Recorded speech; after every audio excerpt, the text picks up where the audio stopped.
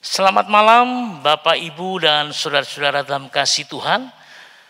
Malam hari ini kita bertemu kembali dalam ibadah Jemaat TPI Wiyung. Dan kita akan bersama-sama datang kepada Dia. Dia Sang Pemelihara, Dia Sang mencintai kita. Satu pujian yang mengatakan, di hadapan hadirat-Mu ya Bapa.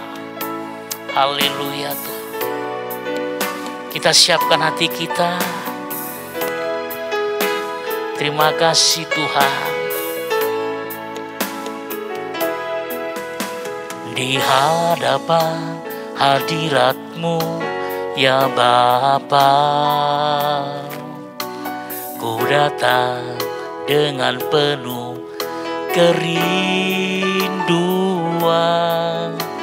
Di hadapan hadirat-Mu ya Bapa, segala keangkuhanku hilang. Ku sembah Kau ya Bapa, ku sembah Kau ya Tuhan. Ku tinggikan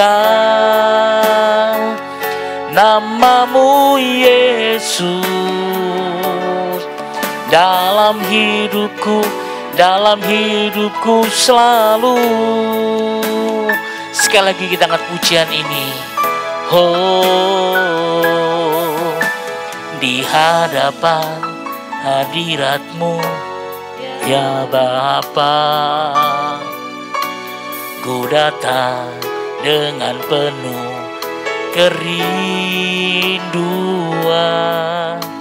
Di hadapan hadirat-Mu ya Bapa,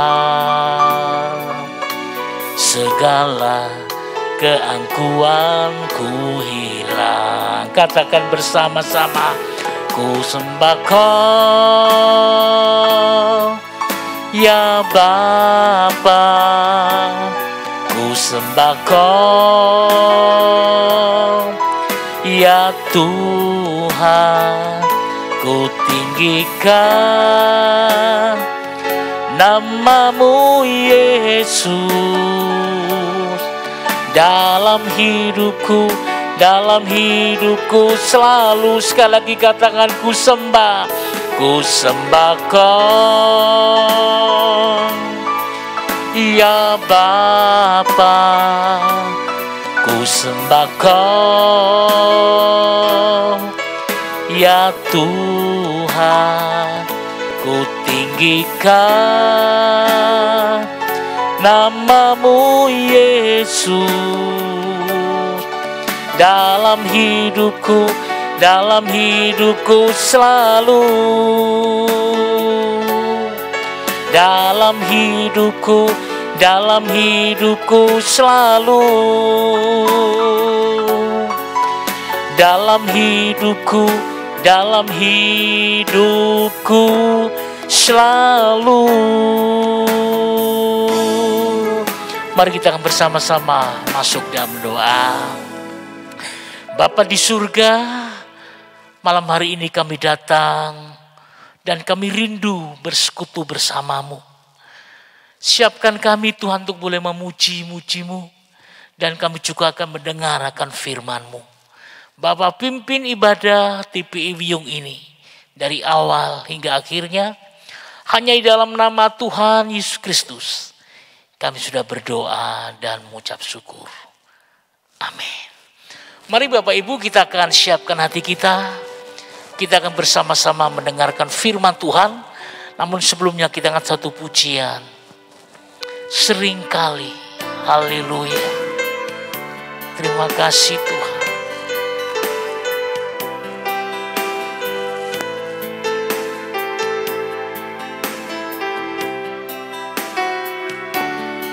Terima kasih Tuhan.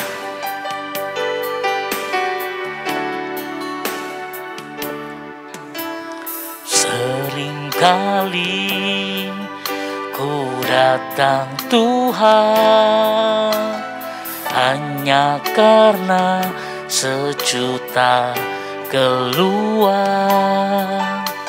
Seringkali ku lupa Tuhan, seharusnya ku datang dengan segenap hatiku, dari lubuk hatiku, dengan hasrat yang tulus. Cinta padamu, tak hanya memikirkan berkat yang kau berikan, sungguh hanya karena ku mengasihimu, Yesus. Haleluya. Seringkali aku berdoa hanya karena tak ingin dicela,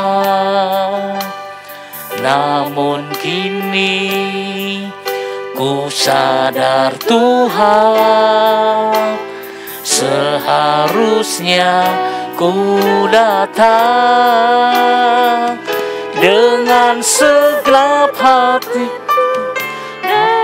lubuk hatiku, dengan hasrat yang tulus, karena ku cinta padamu, tak hanya memikirkan berkat yang kau berikan, sungguh hanya karena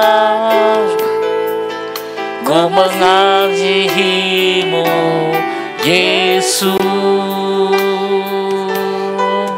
Segenap dari lubuk hatiku, dengan hasrat yang tulus, karena ku cinta padamu, tak hanya memikirkan berkat yang kau berikan, sungguh hanya karena ku mengasihimu, Yesus.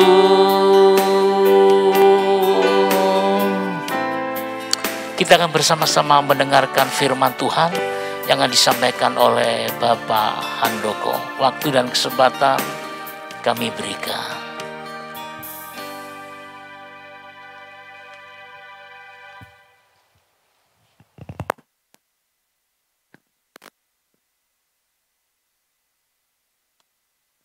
Ya, selamat malam Bapak Ibu, jemaat sekalian yang berada di TPI Wiyung. Mari kita berdoa sebelum kita merenungkan sebagian daripada firman Tuhan pada malam hari ini.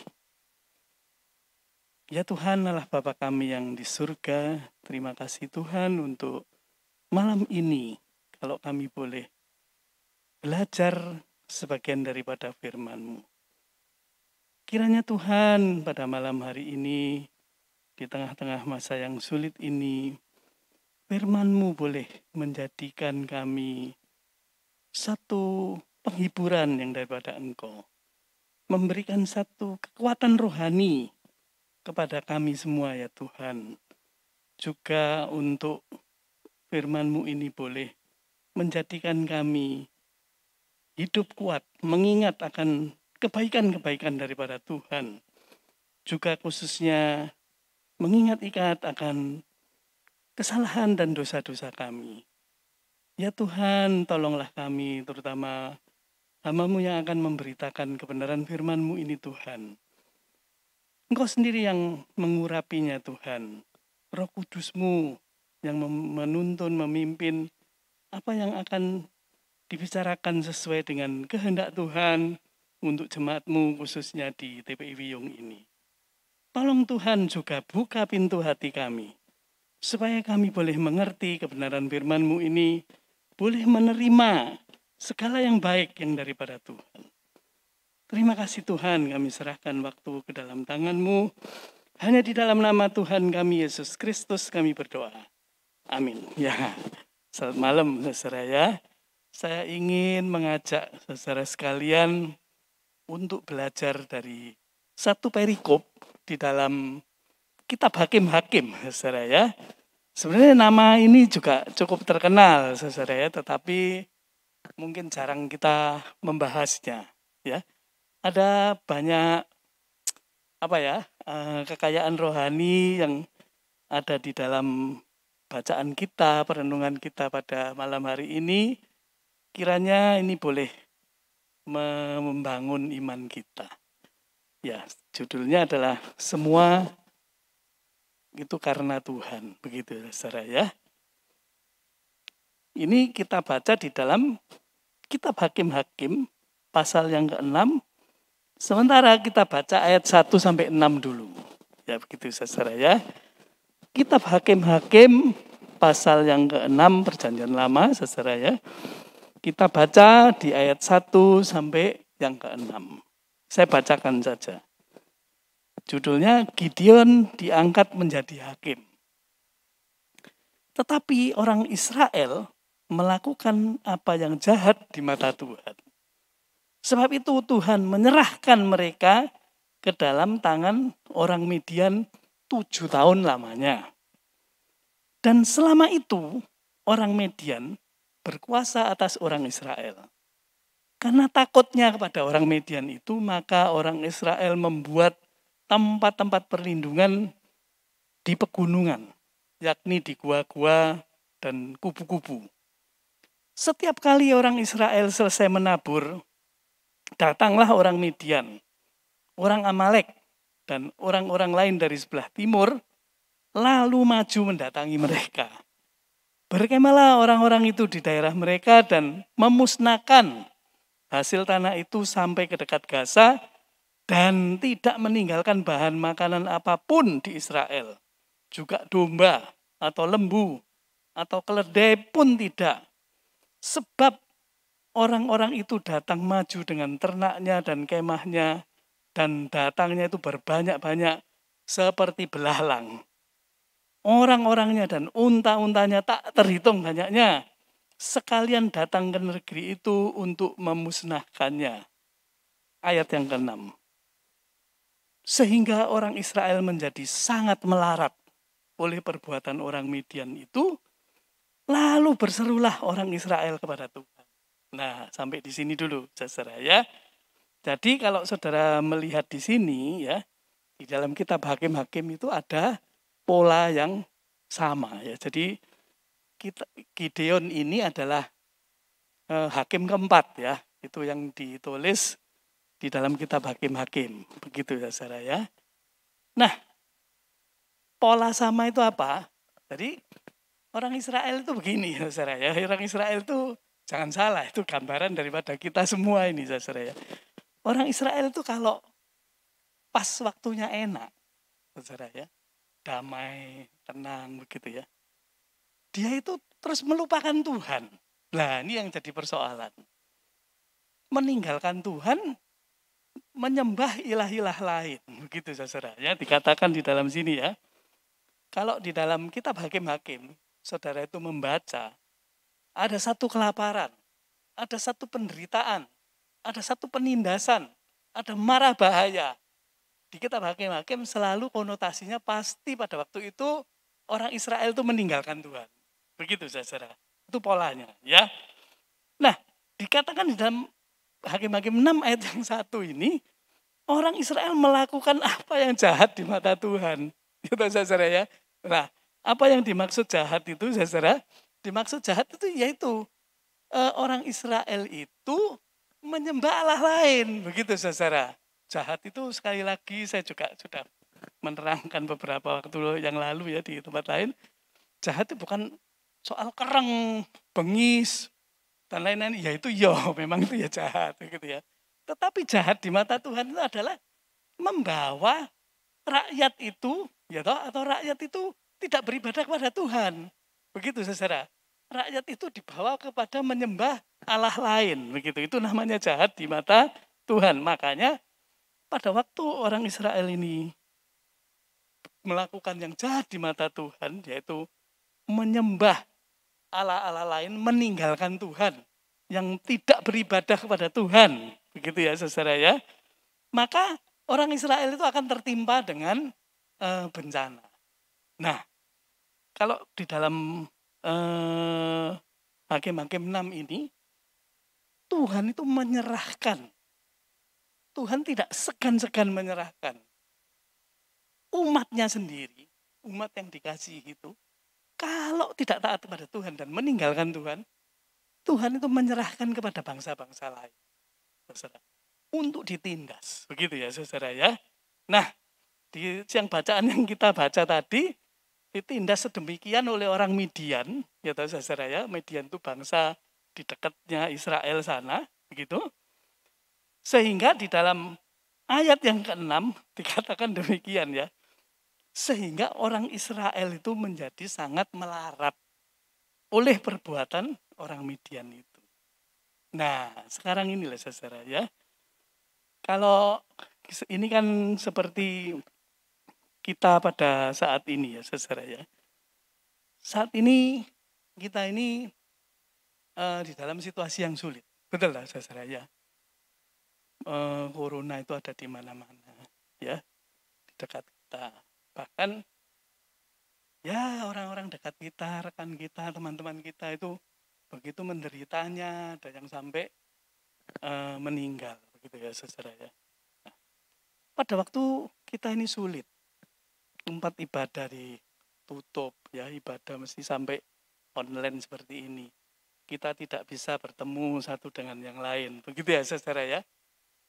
Terus pasti saudara, kita itu lebih dekat kepada Tuhan. Pasti tidak lain di tengah-tengah kesedihan kita, kesusahan kita. Kadang-kadang Tuhan tolonglah saya. Kita itu selalu seperti itu. Ya begitu saudara ya. Nah, sedangkan kalau pada waktu zaman itu enak, begitu ya saudara ya. Apa yang kita pikirkan? Apakah dekat dengan Tuhan? Apakah kita memikirkan ibadah kepada Tuhan dengan kusuk, dengan lebih dekat?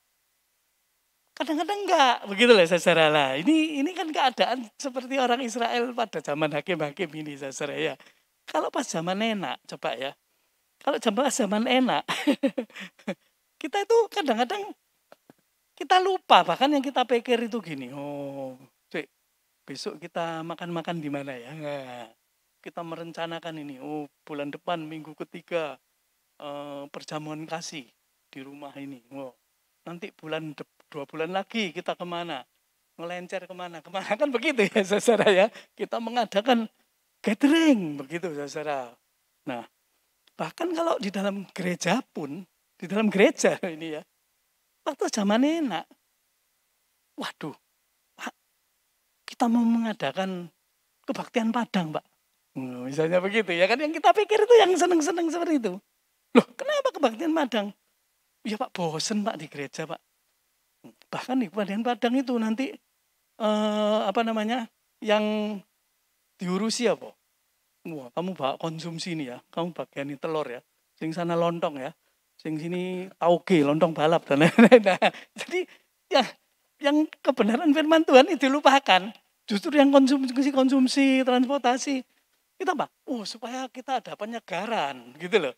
Wah, ini kan kita bosen kalau di gereja terus begitu ya saudara ya. Terus programnya gereja coba. Retreat sana, retreat sini. Retreat pemuda.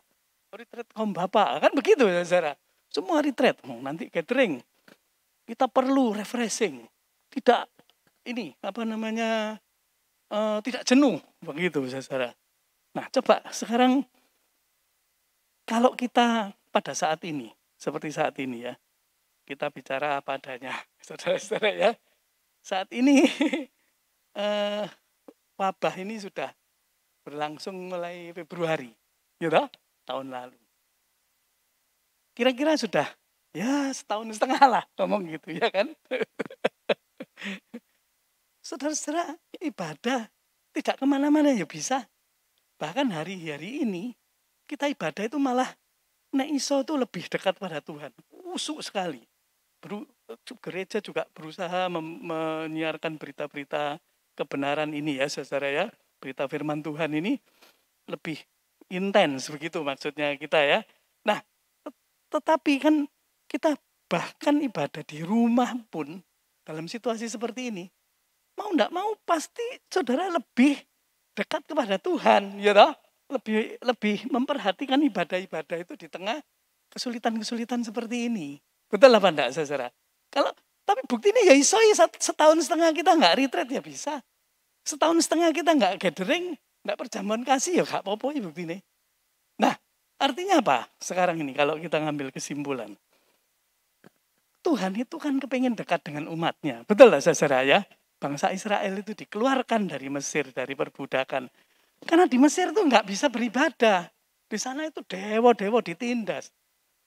Dikeluarkan dari Mesir. Supaya bangsa Israel itu bisa beribadah kepada Tuhan. Kan begitu. Karena Tuhan itu kepengen dekat dengan umatnya. Nah sekarang pertanyaan saya. Apabila umat Tuhan itu dikasih enak. Terus menjauh daripada Tuhan. Nah, kalau dikasih susah, mendekat kepada Tuhan. Padahal Tuhan itu kepengen dekat kepada umatnya. Nah, kita itu punya mental seperti itu. Saudara, ini pelajaran bagi kita. Kalau kita ini punya mentalnya seperti itu, maka Tuhan akan membuat susah terus kita. Kenapa? Dia kepengen dekat sama umatnya. Saudara. Oleh sebab itu, kekristenan ini tidak demikian. Demikian saudara ya. Beribadah kepada Tuhan itu tidak demikian. Dalam situasi apapun, kita harus mengutamakan Tuhan di dalam kehidupan ini. Begitu saudara-saudara. Kalau saudara pada waktu suka cita, saudara lebih dekat dengan Tuhan. Ya pasti Tuhan berkati. Dikasih sukacita lagi, dikasih berkat, lebih dekat lagi. Nah, disitulah Tuhan itu akan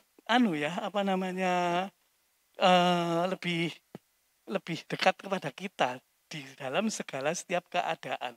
Itu maksudnya di sana pengertiannya. Begitu saudara ya. Ini saya harap kita semua itu sudah mengerti. Jangan sampai dari kita hakim-hakim ini kita bisa belajar. Ini kebanyakan adalah sifat daripada kita. Oleh sebab itu firman Tuhan ini saudara itu membangun kita.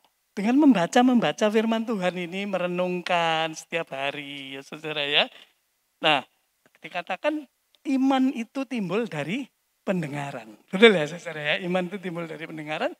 Pendengaran akan firman Tuhan, bukan pendengaran akan yang lain. Begitu saudara, oleh sebab itu apabila nanti situasi sudah tenang, sudah bagus, tetaplah di dalam setiap acara kita itu, utamakan Tuhan. Utamakan firman. Karena firman itulah yang membangun. Begitu ya saudara ya, itu di dalam Roma 10 ayat 17. Begitu ya. Sudah ya, saya lanjutkan ini. Kita kembali ke Gideon. Ya, jadi kalau saudara baca tadi di ayat 1 sampai 6 di pasal 6 ini, saudara akan mengerti bahwa polanya seperti itu. Karena orang Israel itu berdosa, maka Tuhan itu mendatangkan malapetaka. Tetapi pada waktu di dalam kesulitan itu, orang Israel itu berseru menjerit kepada Tuhan. Nah, dan dikatakan di ayat yang ke-7, ketika orang Israel itu berseru kepada Tuhan, maka Tuhan itu mengutus seorang nabi untuk memperingatkan bangsa Israel ini. Nah ya apa, kamu itu sudah tak keluarkan dari tanah Mesir. Dari perbudakan. Sudah kita kasih tanah perjanjian. Katanya Tuhan demikian. Ya saudaranya gampangnya itu. Kamu sudah saya pelihara, saya berkati. Di padang gurun 40 tahun dan lain-lain. Tetapi kok masih menyembah Allah lain. Nah, kan marah atau Tuhan itu saudara. Saudara, inilah yang ini ya. Tetapi begitu bangsa Israel itu menjerit, maka Tuhan kita itu adalah Tuhan yang penuh dengan kasih. Memang Tuhan itu penuh dengan kebaikan. Begitu ya saudara ya, penuh dengan kasih. Kemudian datanglah malaikat Tuhan itu duduk di bawah pohon terbantin di Ofra, kepunyaan Yoas, orang Abiezer itu, Sedang Gideon, anaknya sedang mengirik gandum di tempat pemerasan dengan sembunyi-sembunyi karena takut kepada orang Midian. Kalau dia itu misalnya bekerja apa pasti dirampas begitu. Jadi kalau mengirik gandum, memeras anggur, semua sembunyi-sembunyi di gua-gua itu sampai demikian susahnya ya orang Israel itu. Nah, Tuhan mulailah memanggil Gideon ini. Siapa Gideon ini, saudara? Gideon itu anaknya Yoas, ya. Itu orang Abiezer. Dia itu dari suku Manase, tetapi golongannya dia itu adalah suku yang terkecil, ya, bagian dari Manase yang paling kecil. Sedangkan Gideon sendiri itu yang paling muda, begitu saudara. Padahal kan kalau di zaman bapak-bapak leluhur itu saudara ya, suku yang paling besar, nah, itu yang dihormati. Anak yang sulung itu yang dihormati, kan demikian saudara. Gideon ini dari suku dari bagian suku Manase tapi yang terkecil, sudah itu dia itu anak yang termuda. Ya. Tetapi malaikat Tuhan itu datang kepada Gideon, begitu ya. Dia langsung ngomong, pahlawan yang gagah berani. Ya, katanya demikian ya di ayat yang keberapa ini ya? Ke-12 ya saudara ya, atau ke apa namanya? Di ayat berapa ya? Gideon kemarin Tuanku jika menerima semuanya ini menimpa kami. Kemudian datanglah malaikat Tuhan ayat 11 dan duduk di bawah pohon terbantin di Ofra, kepunyaan Yoas orang Abiezer, sedang Gideon anaknya mengirik gandum. Malaikat Tuhan itu menampakkan diri kepadanya dan berfirman demikian. Tuhan menyertai engkau. Ya, ayat 12. Ya, pahlawan yang gagah berani. Padahal Gideon itu sebenarnya yang sudah kecil, muda, dan dia itu penakut sekali, saudara. Tapi Tuhan mau pakai. Begitu loh, saudara. Sehingga Gideon ini karena tidak percaya, ya, tidak percaya diri, saudara ya. Memang nggak bisa apa-apa, saudara ya. Terus kemudian Gideon tuh minta tanda pada malaikat itu, gitu ya. Ya wis, tungguin di sini ya. Saya mau mengolah persembahan, korban. Dia ngolah daging anak-anak domba untuk dipersembahkan, dia bikin mezbah gitu ya kan. Terus dia buat roti tak beragi, diambil dari tepung, diolah. Jangan ditinggal ya, gitu ya kan. Oh ya, malaikatnya bilang begitu. Nanti aku datang membawa persembahan. Nah, setelah disiapkan di mezbah itu korban anak lembu dan dan roti, kemudian malaikat Tuhan ngomong, siramen pakai kuah, bahasa ono. Nah, kalau bahasa, logikanya kan dibakar kan nggak bisa, ya itu saudara ya. Tapi malaikat Tuhan itu hanya menyentuh saja dengan tongkatnya, maka semuanya itu terbakar habis. Artinya persembahan korban daripada Gideon ini diterima Tuhan. Barulah Gideon ngerti, oh ya, kalau gitu saya ini memang Tuhan mau panggil saya, mau memakai saya. Begitu. Kira-kira itu pertama kalinya sedemikian. Jadi Gideon waktu tidak percaya dia minta tanda, begitu ya. Kemudian saudara, jangan salah, orang-orang yang mau dipakai oleh Tuhan itu Tuhan juga kasih perintah. Nah, apa perintahnya yang pertama? Orang Israel itu saudara tadi dikatakan jahat di mata Tuhan itu. Memang orang Israel menyembah Baal, ya saudara ya. Dan bapaknya Gideon sendiri juga mempunyai mezbah Baal yang begitu bagus. Ini yang jadi persoalan. Maka Tuhan bilang, kamu mau tak pakai, tetapi aku mau benerno hatimu dulu. Tidak boleh ada dosa, ya. Tidak boleh ada mendua hati. Harus Tuhan itu kan eksklusif saudara ya, cemburu katanya gitu kan, demikian ya saudara ya. Maka kamu harus bakar itu mezbah Baal bapakmu itu kan gitu ya saudara ya. Mungkin mezbah Baalnya tinggi gede begitu ya.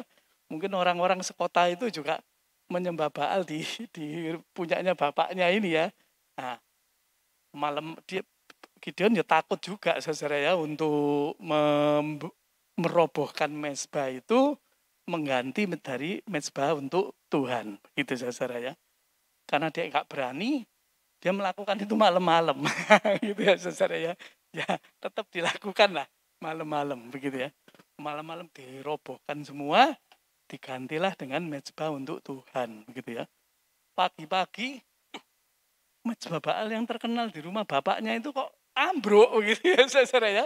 Sudah hilang, gemparlah di kotanya itu dan orang-orang itu mau membunuh daripada Gideon ini. Tetapi bapaknya bela ya. Kalau memang Baal itu Tuhan, dikatakan demikian. Ya sudah loh, nek memang Tuhan kan dia pasti bisa bangun sendiri begitu ya. Nah, makanya akhirnya orang-orang itu nggak berani membunuh Gideon ya, karena Gideon akhirnya disebut apa itu namanya Yerubbaal gitu ya saudara-saudara ya. Yerubbaal itu ya artinya biarkanlah Baal itu menyelamatkan dirinya sendiri. Kalau dia memang Tuhan dia bisa menyelamatkan kan demikian saudara. Kalau bukan Tuhan ya ambruk kan begitu ya. Nah intinya di sana begitu ya saudara. Jadi memang untuk menjadi pengikut Tuhan itu memang pertama sekali juga memang harus ada pertobatan dulu. Di dalam panggilan Tuhan, kalau tidak sungguh-sungguh, tidak bertobat, gitu, ya Tuhan mungkin nggak pakai. Gitu. Setelah itu, kemudian Gideon itu sudah, kamu perang musuh ini ya, musuh orang Midian, begitu ya. Yang begitu banyaknya tadi katakan sampai koyok pasir itu banyaknya orang itu, saya buat saking banyaknya. Maka Gideon itu menyerulah kepada suku-suku yang lain untuk ngajak perang begitu ya saudara ya. Nah, di tengah-tengah dia ngajak perang suku-suku yang lain itu saudara, maka Gideon ini mesti gak percaya lagi. Minta tanda lagi kepada Tuhan. Wes Tuhan, aku ya ragu lah, saya juga takut lah kan begitu ya saudara ya. Kalau gitu aku minta tanda lah. Kalau memang engkau menyuruh saya.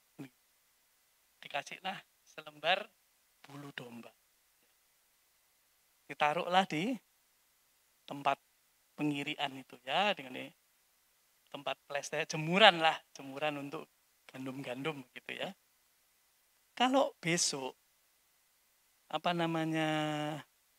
bulu domba ini basah, sekelilingnya kering, berarti engkau memang nyuruh saya. Nah, setelah begitu besoknya loh ya bener, bulunya itu basah sampai bisa diperas, sekelilingnya kering saudara ya. Nah yang kedua, saya gak terima lagi, Tuhan ojo ngamuk ya. Aku minta tanda lagi. Nek seperti gini mah gampang, karena apa? Karena memang bulu domba itu nyerap air ya saudara ya, kayak kain gitu kan gampang basahi. Nah, tapi nek tanah kan lebih cepat keringnya. Kira-kira kan demikian ya saudara ya toh. Kalau gitu Tuhan jok marah ya. Aku minta tanda lagi. Besok diwali. Tanahnya yang basah, bulunya yang kering. Bagaimana Tuhan? Ya, namanya Tuhan saudara ya. Memang mau mengutus Gideon. Besoknya benar-benar bulunya kering kerontang. Sekitarnya basah karena embun lah. Ini saudara, ini kan memang Tuhan kita itu ya Tuhan yang ajaib saudara ya. Jadi gak usah dipikir sama manusia. Pikiran manusia itu seberapa kok menguji Tuhan ya toh. Tetapi memang karena pada waktu itu memang Tuhan ingin menunjukkan kepada Gideon ya. Dan Gideon meminta tanda itu benar-benar saudara ya, untuk kemuliaan Tuhan. Maka Tuhan itu menyatakan kehendaknya. Demikian saudara ya. Maka dia mau berperang, percaya sekarang, lebih percaya lagi gitu ya saudara ya. Nah, setelah itu kan dia ngadepi orang segitu banyak. Pasukan daripada yang mau bertempur itu di total kira-kira 33.000. Sedangkan pasukan dari orang Median dan Amalek dan orang-orang dari timur itu ya saudara ya, itu seperti pasir di laut, mungkin ratusan ribu. Kan begitu, ya kan? Nah, 33.000 lawan ratusan ribu. Yo dipikir-pikir nak umpamane 1:4 ya si iso menang lah gitu ya kan saudara ya. Karena apa? Menang karena Tuhan kan begitu. Tetapi Tuhan bilang enggak. 33.000 itu kebanyakan. Usiran yang tidak mau berperang boleh pulang gitu. Langsung pulang 22.000 saudara. Jadi sisa 10.000. 10.000 orang pasukan lawan ratusan ribu. Waduh, ya ini berarti Tuhan harus bekerja lebih berat nih pikirnya Gideon kan demikian ya saudara. Ya wes oke, cukuplah 10.000. Tetapi Tuhan tidak mau seperti itu. Disaring lagi. Ya, suruh minum. Ini danau, itu kebetulan ada danau. Siapa yang minumnya ngokop seperti anjing, menjilat seperti anjing, minggir. Yang minumnya pakai tangan, itulah yang maju perang. Nah, ternyata cuma sisa 300 orang. 300 orang sama ratusan ribu. Dari mana logikanya bisa menang? Tetapi Tuhan itu punya pikiran lain. Karena Tuhan tahu hati daripada orang Israel. Ya, ojo-ojo. Nek kaken orang. Nek menang nanti karena awake dhewe. Gitu loh saudara. Sehingga dibuatlah sesuatu yang tidak mungkin menjadi mungkin oleh karena Tuhan. Jadi 300 mana bisa menang lawan ratusan ribu. Gitu ya saudara ya. Inilah Tuhan kita itu. Kalau memang mau jadikan orang yang mulai dari penakut 33.000 jadi 300 lawan ratusan itu gak seimbang, itu ndak ada nalarnya gitu saudara ya. Itulah Tuhan kita saudara ya. Wis gak ideal blas. Tetapi Gideon ini saudara ya bingung, dia ragu loh. Masa iso Tuhan 300 lawan ratusan ribu. Ya saudara ya, akhirnya apa? Saudara jangan salah. Gideon itu ya tetap penakut. Walaupun sudah dikasih tanda sampai berapa kali ya saudara ya. Ya tetap masih gak percaya begitu. Karena kenemenan saja perbandingannya. Itulah saudara.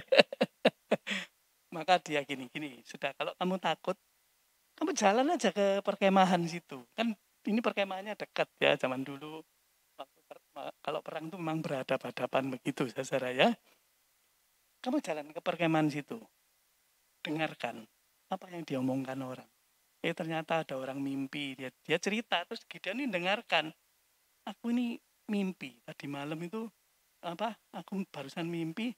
Aku melihat ada roti jelek itu ya. Bergulung-gulung itu jatuh ke perkemahan Median ya. Sampai ke perkemahan Median itu hancur. Terus yang satu nyaut, iya. Itu menandakan bahwa orang Median akan diserahkan kepada Gideon. Nah, barulah dia berani saudara-saudara pulang malam itu langsung ke perkemahannya ngajak 300 orang dibagi 3. Cara berperangnya juga aneh. Sudah kamu cuma bawa buyung aja, berisi air sama sangkakala. Nanti tak kasih komando. 100 sana, 100 sana, 100 di sana. Gitu kan? Tak kasih komando. Begitu kasih komando, langsung sangkakalanya ditiup. Wadet gitu ya. Terus buyungnya dipecah. Dor. Akhirnya orang Median itu ketakutan sendiri. Sak kampung itu ketakutan sendiri. Saling bunuh-membunuh sampai dia kocar-kacir. Akhirnya sama Median sama Gideon, ayo tadi pasukan-pasukan yang kemah 10.000, serbuan sampai habis saudara-saudara. Nah dari sini kita bisa melihat ya, kalau saya tanya sama saudara, siapa sih yang membuat Gideon menang? Pasti jawaban saudara itu spontan kok. Sing buat menang itu Tuhan. Kan begitu ya, wis gak usah pikir banyak-banyak lagi, kan begitu ya saudara ya. Kalau kita, nah disinilah Tuhan itu menjadikan bangsa Israel itu kembali enak lagi begitu saudara, dibebaskan oleh Gideon. Gideon ini dipakai Tuhan untuk membebaskan orang Israel.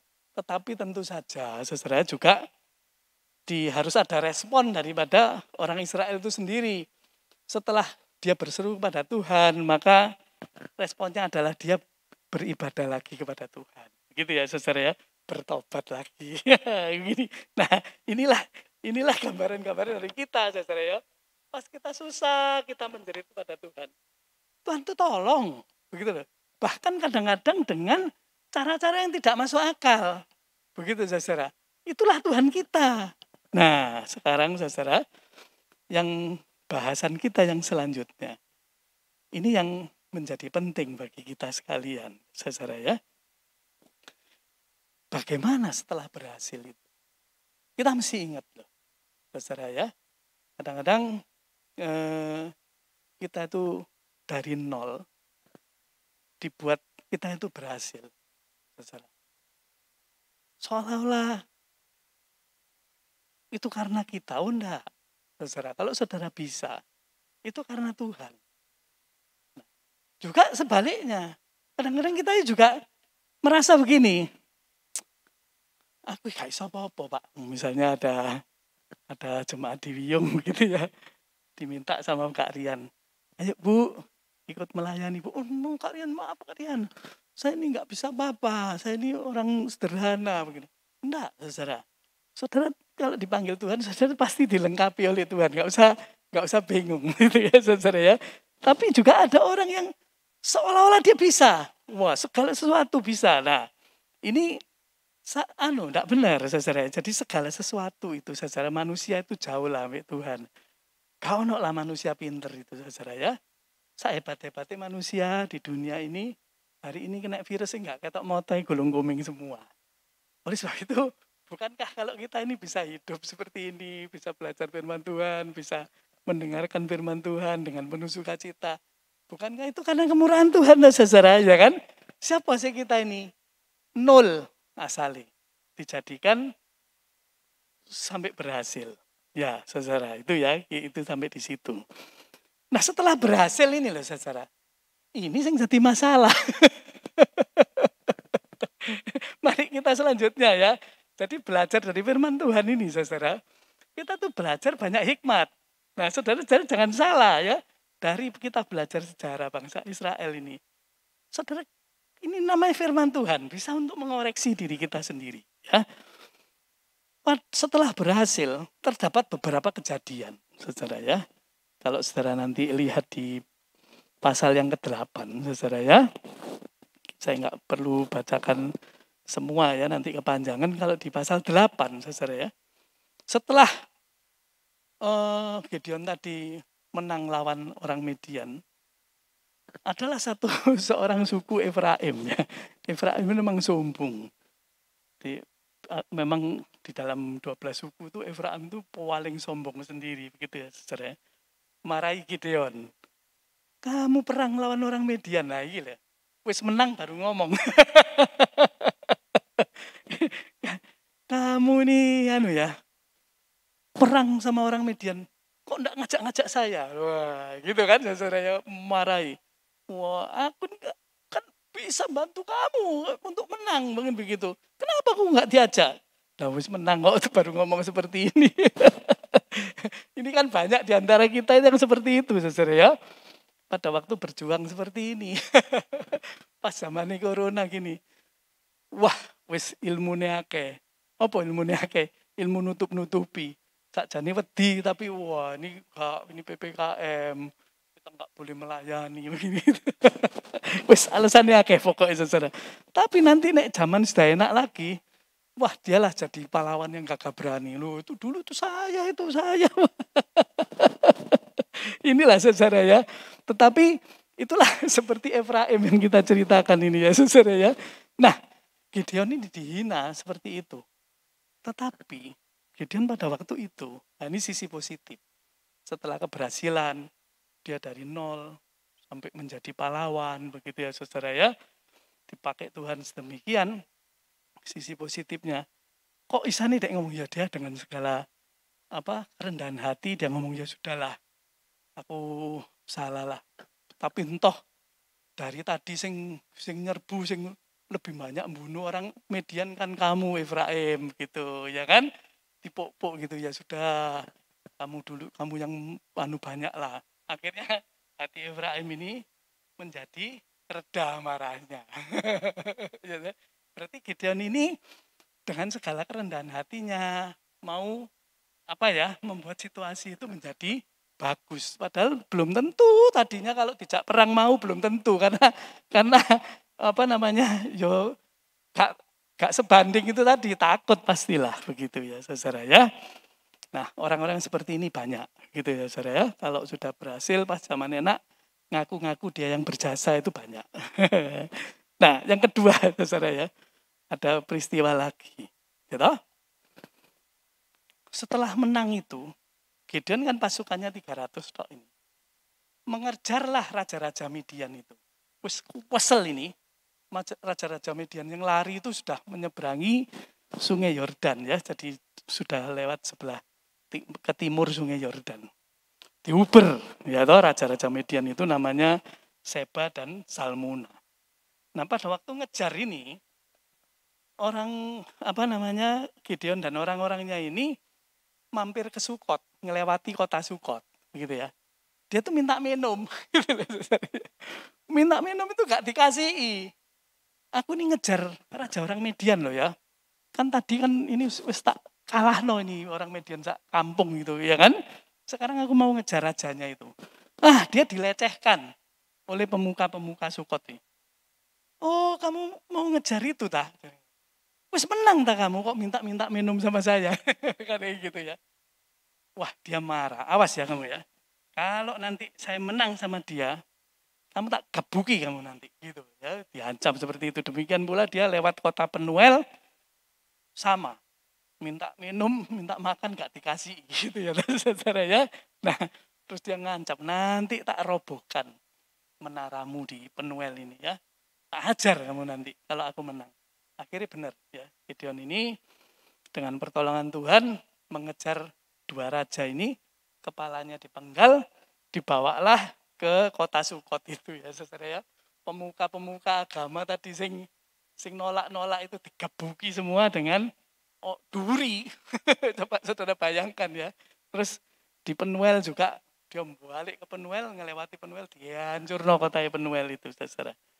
Nah, seperti ini. Apakah perlu ya toh, orang-orang yang sudah diberkati Tuhan sampai memperlakukan saudaranya seperti itu saudara ya. Jadi seringkali ya saudara ya, dalam keluarga kan gitu ya saudara ya. Waktu sik melarat dihina-hina. Saudara, begitu sukses disanjung-sanjung, dulu nilai duit gak dikei gitu ya. Sekarang ngutang-ngutang, wah duit gua aja terus ditekeni saudara yang lain ya. Tidak seperti itu saudara. Orang-orang yang sudah diberkati Tuhan, orang-orang yang percaya, apalagi orang-orang yang dijadikan oleh Tuhan berhasil dari nol sampai menjadi orang besar, saudara. Harusnya dia juga mempunyai hati yang besar dong, ya toh? Dia menjadi contoh toh bagi keluarganya, sudahlah. Dulu aku kok hina-hina suka popol. Kan seperti itu toh saudara ya. Jadi bisa menjadi contoh. Akhirnya kan apa sih?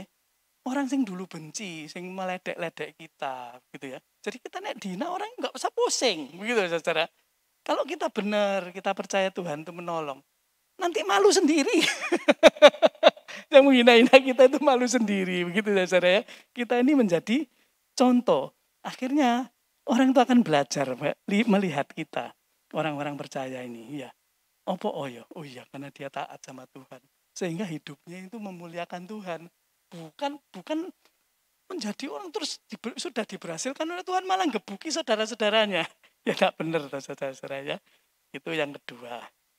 Yang pertama tadi positif, yang kedua ini kurang bagus gitu ya saudara ya. Sikap daripada Gideon ini.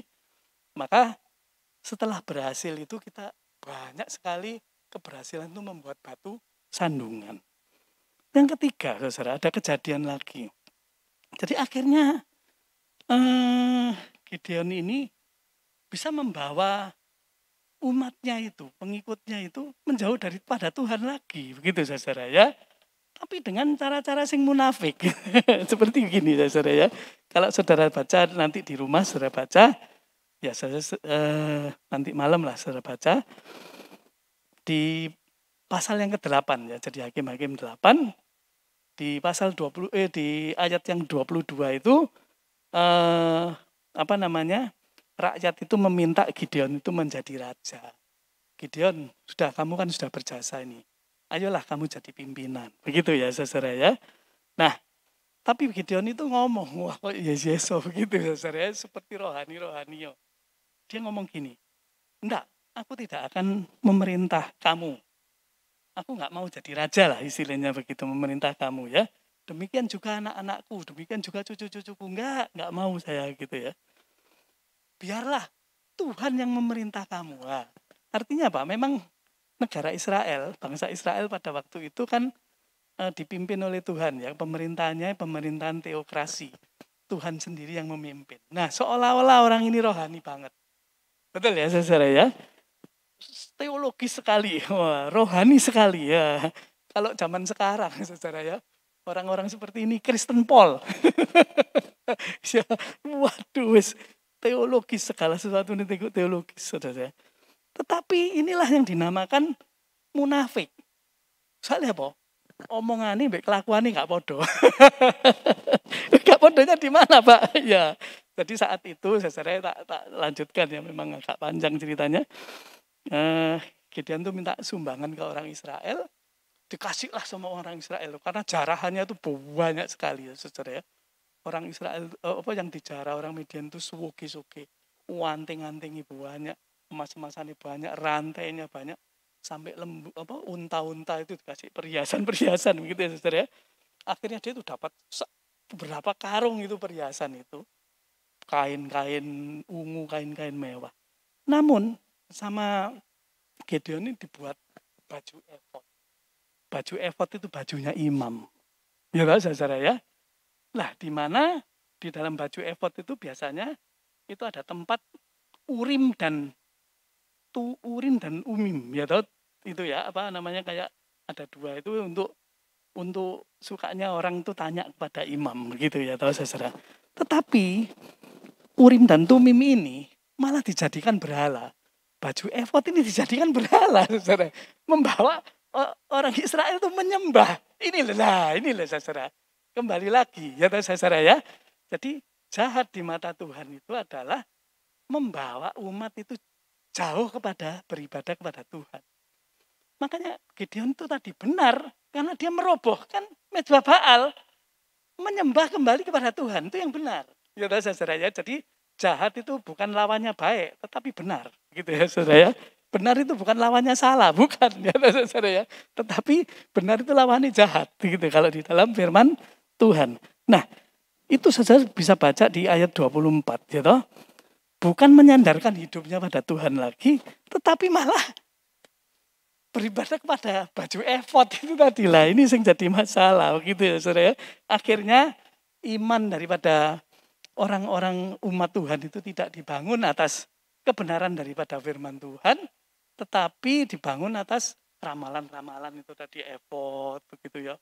Ya opo iki besok, nek iki molak-malik begini, ada artinya semua lah. Ini saya nggak benar. Jadi iman harus dibangun atas kebenaran firman Tuhan. Nah, kemudian saudara ya, itu dikatakan di dalam ayat 27, orang Israel berlaku serong karena menyembah efod itu. Menjauhkan rakyat daripada Tuhan. Nah, saudara, itu yang namanya jahat. Begitu ya, saudara ya. Nah, selanjutnya saudara ya. Ini yang lebih lucu lagi. Dia tadi bilang bahwa dia tidak mau diangkat menjadi raja, tidak mau memerintah. Betul ya? Biar Tuhan saja yang memerintah. Tetapi itu kata-kata munafik. Kenapa sih diomong nombek? Kelakuannya nggak sama. Kelakuannya justru dia itu hidupnya itu seperti raja. Raja-raja pada zamannya itu, bangsa-bangsa lain itu. Istrinya banyak, anaknya banyak. Gitu ya. Terus begitu dia punya gondek, punya anak banyak. Ya. Lah, dia punya salah satu anak dari gondeknya itu. Justru dinamai Abimelekh. Nah, dikasih nama Abimelekh. Apa artinya Abimelekh itu, saudara? Abimelekh itu artinya apa? Bapakku ini raja. Lah lucu ya. Aku nggak gelem jadi raja, ya toh? Tetapi punya anakku tak kasih nama. Namanya apa? Abimelek. Bapakku raja. Loh, kan dia berarti kepengen jadi raja. Betul lah saudara ya. Akhirnya apa saudara ya? Dia itu hidupnya seperti raja. Istrinya banyak. Terus kemudian anaknya dikasih nama Abimelek. Gitu? Hidup kemenangannya yang dari Tuhan. Yang dari nol itu. Dibuat untuk kesenangan diri sendiri. Inilah yang menjadi persoalan. Begitu saudara ya. Kalau kita itu hidup ini mesti nginget. Dulu aku ini apa? Nah inilah saudara. Kalau aku bisa berhasil. Kalau aku ada seperti hari ini. Semuanya itu karena Tuhan. Mungkin saya dulu tinggalnya di desa sana. Sekarang di Pulau Jawa. kan bisa demikian ya saudara. Dulu saya bagaimana. Tuhan jadikan saya ini. Hidup tapi wes jadi. Untuk kesenangan kita sendiri. Begitulah saudara. Melupakan Tuhan, menjauhkan Tuhan. Tidak lagi giat bekerja untuk Tuhan. Tidak lagi mau membawa umat itu datang kepada Tuhan. Merobohkan mezbah Baal itu. Enggak. Malah bangun baju efod loh. Menjauhkan hidupnya untuk diri sendiri. Sayang sekali. Itu mencuri kemuliaan Tuhan. Saudara ya. Yohanes Pembaptis. Pada waktu dia top. Saudara muridnya banyak. Dia ditanya, apakah kamu Mesias? Bukan, saya memang bukan Mesias. Loh, dengan segala kerendahan hati. Nek untuk kayak kepuasan diri, ngaku-ngaku ya iso supaya pengikutnya lebih banyak. Betul nggak saudara ya? Tapi dia bilang ya, apa yang dikaruniakan kepadaku ini, gitu, bukan untuk saya, gitu loh ya. Kalau bukan untuk diriku sendiri, semuanya itu berasal dari Tuhan. Dan dia ngomong, biarlah Yesus yang semakin bertambah. Saya semakin kecil. Nah, inilah saudara. Orang-orang yang seperti ini loh saudara ya, saudara ya. Banyaknya orang-orang besar jatuh itu seperti itu. Apalagi pendeta-pendeta yang besar-besar itu saudara ya. Kalau sudah jadi gede, wah ini naik pelayanan, naik bisnis kelas, mobilnya mewah, rumahnya gede. Nah, ini apakah harus seperti itu, saudara. Nah, ini harus diingat, saudara ya, bahwa dulu yang menjadikan engkau seperti sekarang adalah Tuhan. Jangan mencuri kemuliaan Tuhan. Malaikat Tuhan itu jatuh juga karena mencuri kemuliaan Tuhan. Gitu ya, saudara ya. Ya, sampai di sini kira-kira cerita Gideon itu. Semua itu karena Tuhan. Jadi kalau kita dipanggil untuk pelayanan, ojo ngomong, aku gak bisa apa-apa. Tuhan itu bisa membisahkan saudara, membisahkan kita semua. Kalau kita sudah berhasil, ini ya toh, janganlah melupakan Tuhan. Tetap Paulus bilang, kalau engkau sudah diselamatkan, kerjakanlah keselamatanmu itu dengan takut dan gentar. Ojo malah menikmati keselamatan, ngeklaim Tuhan loh, yo kayak iso ngono to ya saudara ya. Tetaplah dalam posisi rendah hati, tulus, jujur di hadapan Tuhan ya. Seperti Tuhan Yesus yang contohkan sendiri. Dia yang begitu mulia itu turun ke dunia ini mengambil rupa manusia. Saudara, manusia yang berdosa maksudnya daging ini. Tuhan Yesus itu mengambil rupa manusia. Nah inilah saudara, ya kan? Untuk menjadi contoh bagi kita. Sebenarnya Allah itu, kalau jadi manusia ya gak banding lah. Gitu mau ciptaan kok, ya kan? Tetapi Tuhan Yesus itu mau seperti itu, ya saudara ya. Nah, yang terakhir saudara ya. Maka Paulus itu mengingatkan kepada kita. Jika engkau makan, jika engkau minum, jika engkau melakukan segala sesuatu, lakukanlah itu untuk kemuliaan Tuhan. Ojo sampai seperti lagu tadi ya saudara ya. Kalau aku gak enak aku datang kepadamu dengan 1 juta keluhan. Ya toh? Tetapi biarlah kita itu senantiasa datang kepada Tuhan dengan mensyukuri kalau Tuhan itu sudah jadikan kita seperti ini. Karena semuanya berasal daripada Tuhan sendiri. Mari kita berdoa.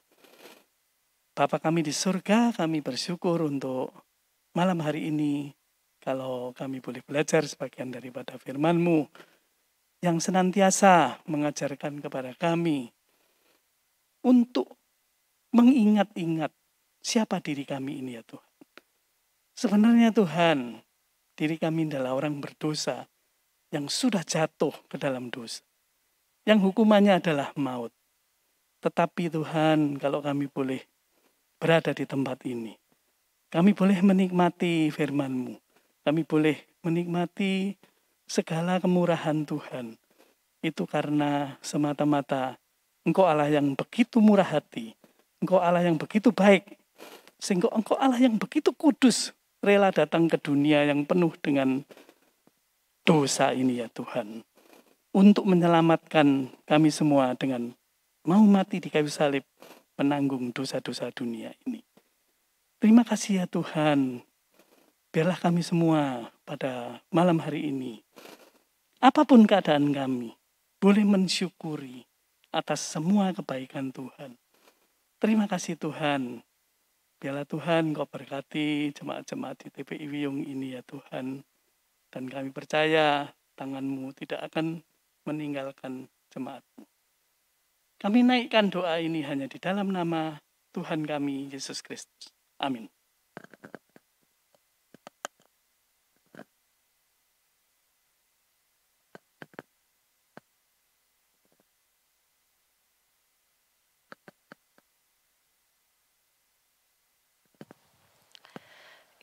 Selamat malam Bapak Ibu yang terkasih dalam Tuhan. Demikian kita sudah mendengarkan firman Tuhan yang telah disampaikan oleh Bapak Penatua Handoko Setiono.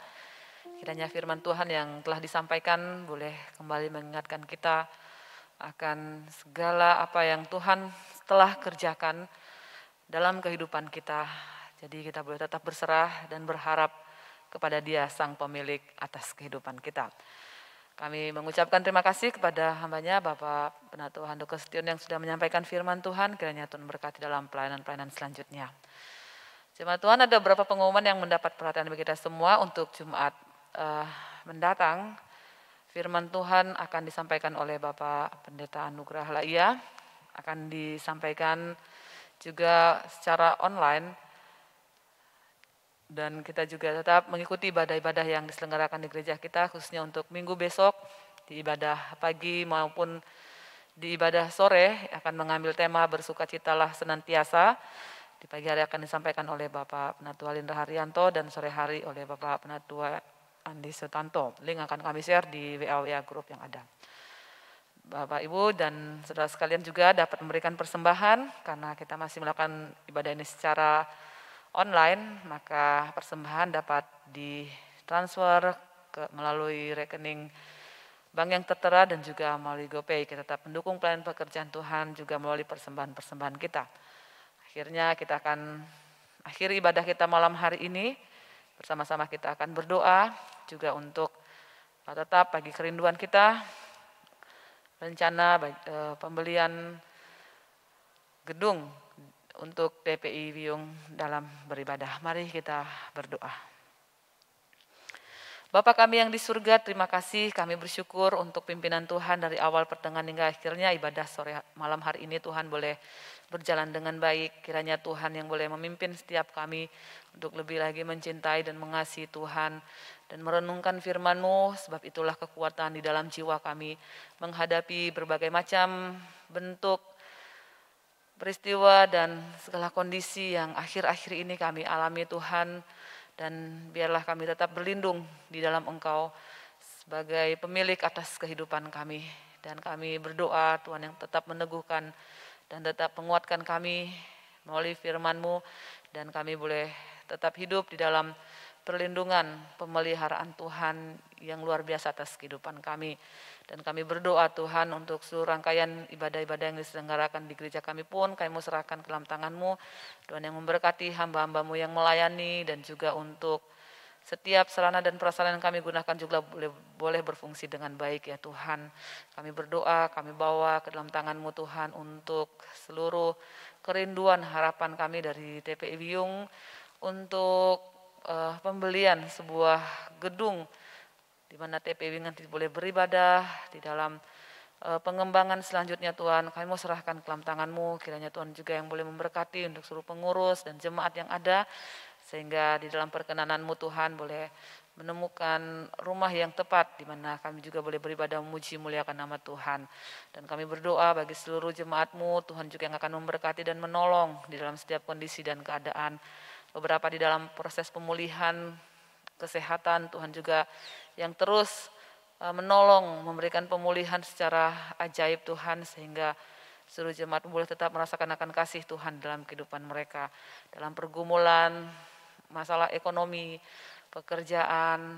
Tuhan juga yang akan membuka jalan, mencukupkan segala kebutuhan yang kami perlukan ya Tuhan. Terima kasih, kami mau serahkan juga keberadaan bangsa negara kami tercinta Indonesia, Tuhan yang menolong bangsa kami di dalam pandemi ini Tuhan. Biarlah Tuhan berikan hikmat kepada seluruh para pemimpin, sehingga boleh mengatasi dan memutus mata rantai COVID-19 ini, dan kami juga boleh kembali beribadah bersama-sama secara tatap muka bersama dengan saudara seiman kami dalam ibadah-ibadah di gereja ya Tuhan. Terima kasih, kami mau serahkan seluruh kehidupan kami ke dalam tangan-Mu, pimpin sertai kami senantiasa jika kami akan akhiri ibadah kami, dan Tuhan juga boleh memimpin kami sepanjang malam yang akan kami lalui. Tuhan yang menyertai kami semua. Di dalam nama Tuhan Yesus kami berdoa dan mengucap syukur. Haleluya, amin. Bapa terima kasih. Bapa terima kasih. Bapa terima kasih. Bapa di dalam surga, ku beri terima kasih.